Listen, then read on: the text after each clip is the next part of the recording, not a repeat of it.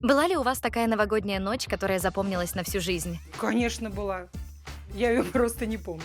Какая у вас любимая елочная игрушка? Звезда! Какая история с ней связана? Дедушка меня сажал на плечо, я вешала звезду, и все, и елочка стояла. Ну, иногда падала. Как правильно загадывать желание на Новый год? Ну, бумажку надо сжечь. Хотя она у меня всегда не догорает, я ее давлюсь. Ну, что-то сбывалось, по-моему. Да, сбывалось.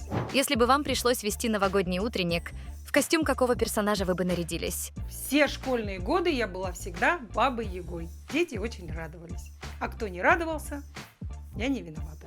Что вы пожелаете зрителям на Новый год? Я желаю вам, чтобы Новый год отличался от старого. Побольше радости, побольше смеха, побольше уюта, побольше хороших друзей и людей, которые переступают порог вашего дома.